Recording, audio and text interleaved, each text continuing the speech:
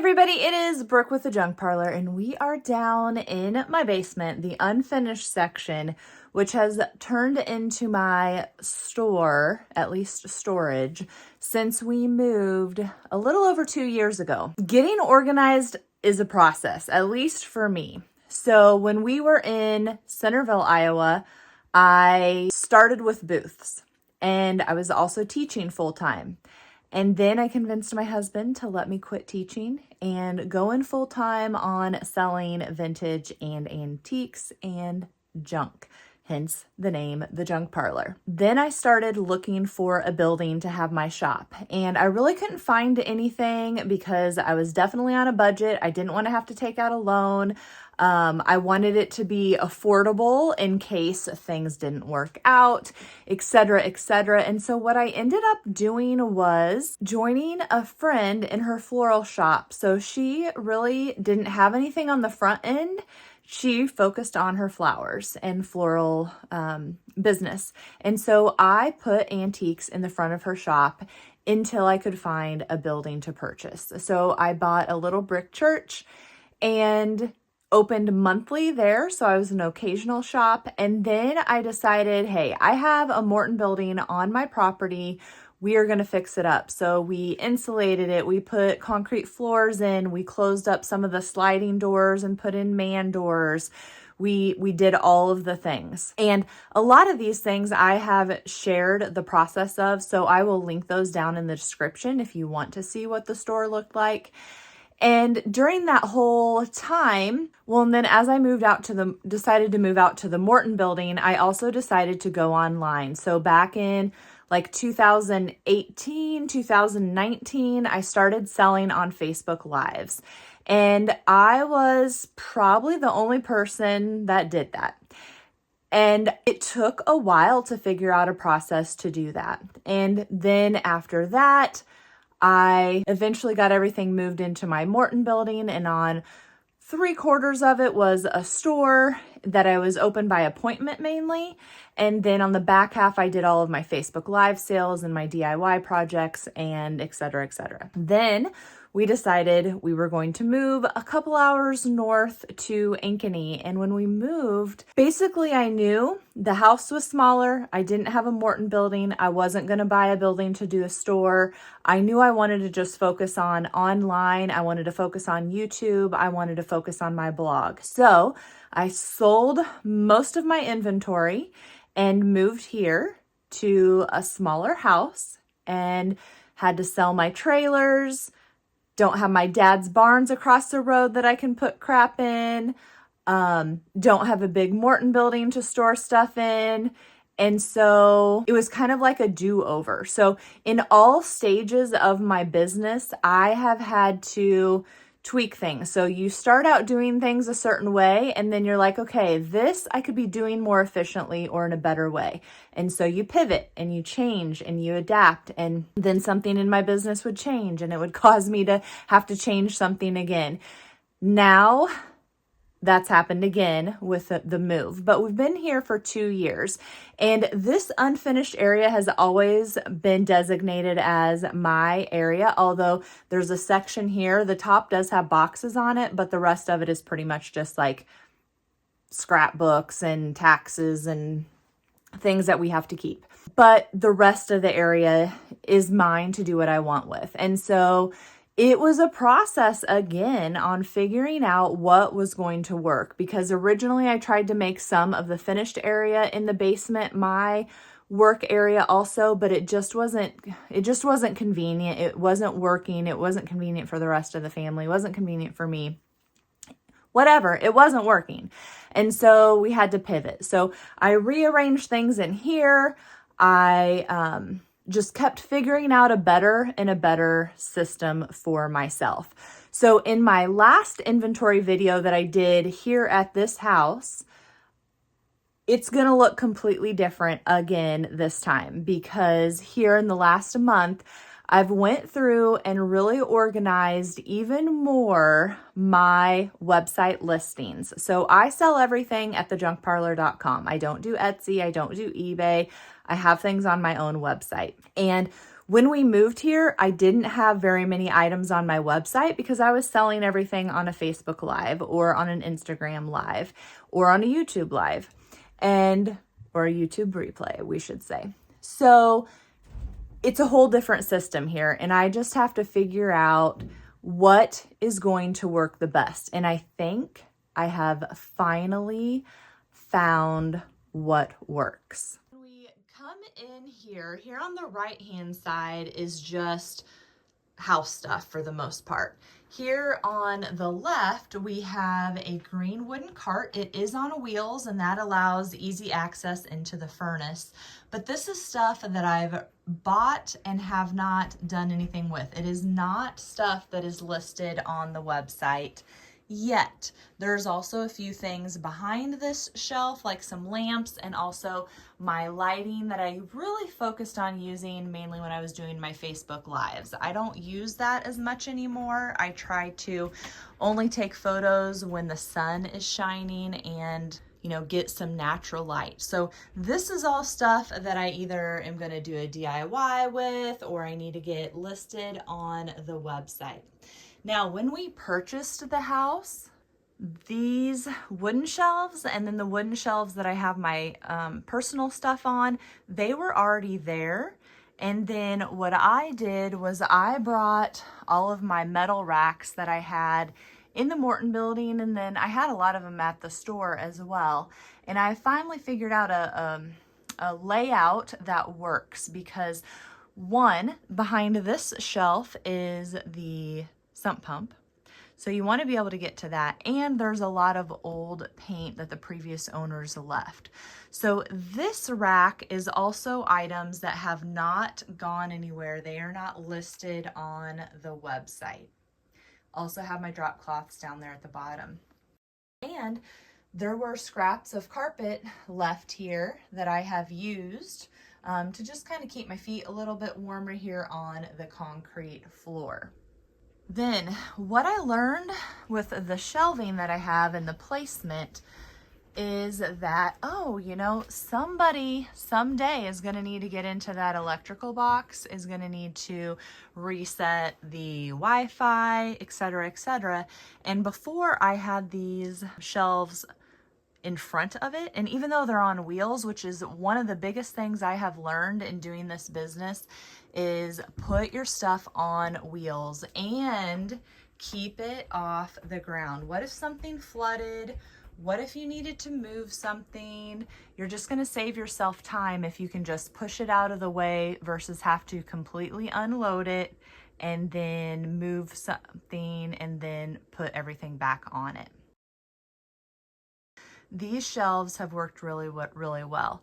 Now, back here in this back corner, because it's kind of not a perfectly shaped storage room, I have my printer set up down here with my labels. I have one of the computers on a little wheelie cart here that I can move it around if I want. And then I like to have my boxes all made.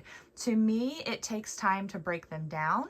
It takes time and tape, which is money, to put them all back together. And for me, I can visualize what I'm packing and how it's going to fit in something a lot easier if I can see the box versus had everything broke down. Because if you sell antiques and vintage items, everything is some weird size and you're always Tetrising, and it's a process. I brought this counter, I guess you would call it, in my move. It was my shipping station before. It's still my shipping station. These black walls are actually walls I've used when I've set up at shows before. And you can see that, that black paint was high gloss and the rest of it wasn't. So I use that because there's only insulation here on these walls here in the back. And I also hung a couple of shelves so that I could put some more boxes up here. Now, it might look like the shelf goes all the way over here, but it does not, because I have this light just there because it was longer. So these lights are like the best invention ever. And I will share a link for them down in the description as well. I'll probably put one here in the corner also, but they are all on a switch. And I just bought a pack of them. I don't even remember how many I got, maybe 8. And then you can hook them together if you want. Or, so I have 2 here. Here's the little seam. You can hook them together if you want, or you can leave them separate, or you can hook them together but not directly. You can put a cord in between them. So to help with my little jaunt here, I just used one of the cords, and then I lined up some more lights over here on these shelves to get some light on that side. And I did kind of partition this off. I made a little wall per se here with my metal rack and just some more boxes. And then I use reusable things. So I've got tissue paper down there. We've got things from, it's not HelloFresh, but it's another like food delivery system. It gives you these like styrofoam things. And I get paper and bubbles from people. I do buy bubbles and I do buy some packing paper, you know, that's new, but I try to reuse as much stuff as I possibly can. Just, there's no reason to waste, and it's good stuff. So you might notice here, if you look up towards the ceiling, there are 2 lights here, and then there is a light right above us. And so that is the only lighting in here. So it's really on one half of the room. And so for that reason, I definitely needed to get some light on this other side. I don't think that I mentioned that the lights that I have up here above, they are actually ones that we got when we moved in here too, because they're kind of like a garage light. They're LED. They have like 4 sections on them that you can tilt and turn to whatever direction you want. And I absolutely love them. Now, the only downside to those is that I have one over there that burnt out, and I put hubby on the task of getting a replacement for it, and he couldn't figure it out. So he doesn't think that they come with replacements where you can just like pop something in and out like you could a normal light bulb. I might need to do a little bit more investigating on that. But if you can't actually replace a single bulb if it pops out, and it's not a single bulb, but one single section of the 3, then that's kind of a bummer. The other thing that I would say about these other little ones that are on the switch is that they are so lightweight. Like the cover is like plastic, so they're lightweight and they don't feel like they're gonna break like the old school bulbs do. So that is also a plus. So over here we have just all things listed on the website. There is a little closet back here that we have just pretty much my empty totes. There are a couple rags, not rags, there are a couple rugs there. And then this is a box springs because my kid has his bed basically on the floor, even though it is on a frame. Then what I did here in the middle of the room, I ended up bringing, and I'm echoing off of this, what do you call it? Dustpan. But I put a table here in the center. Remember, everything needs to go on wheels. So I used my little like dolly wheels, put this table on it so I can roll it around if I want. And then I basically made a front half and a back half of the table. So on the back half, I took these plastic milk crates and little chunks of plywood and made shelves so I could store some more things. And on the front side, I have just like a little work area if I need it. So there are a few Rubbermaid drawers that I have supplies in. This like secretary desktop that I absolutely love and have not sold. I use it for just all my little bits and pieces, but it also gives me a nice clean surface here to do some stuff. I have brought down like at least one of each tool. So I do keep my tools in a little caddy like this. It just makes it convenient and helpful. We have a random TV over here that probably needs to go to Goodwill. You know, so house stuff is sprinkled in here a little bit, but not too bad. And what I've done most recently is really tried to organize like item things. So we've got wood kitchen items in this tote. We've got kitchen utensils that are metal here. I've got a box of leather things, a box of my flower frogs. We've got wheels and balls. I mean, you can read, but I labeled everything, and then like things that are a little bit more consistent. So all this stuff over here on this shelf is going to be fragile items. And then larger things that are easy to get to, I wouldn't want to put in a tote, are going to be up top on all of these shelves. And then I tried to kind of, since Christmas is right now, this front one is pretty much Christmas here after you get down past the scales. And I even have a couple extra totes and containers that I can use on my shelving to keep things organized, and there is an empty one here. So my system has really been to get things, you know, you go shopping, you buy things, put them here on the green rolling rack.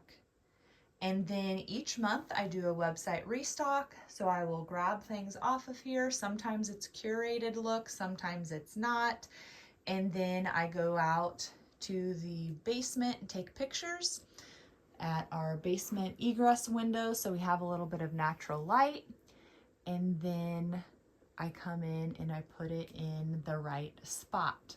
So I just try and have everything organized kind of like the website, because I have just like a metal, I have books, I have textiles, and I just try and keep them all sorted so that I can quickly find and locate things.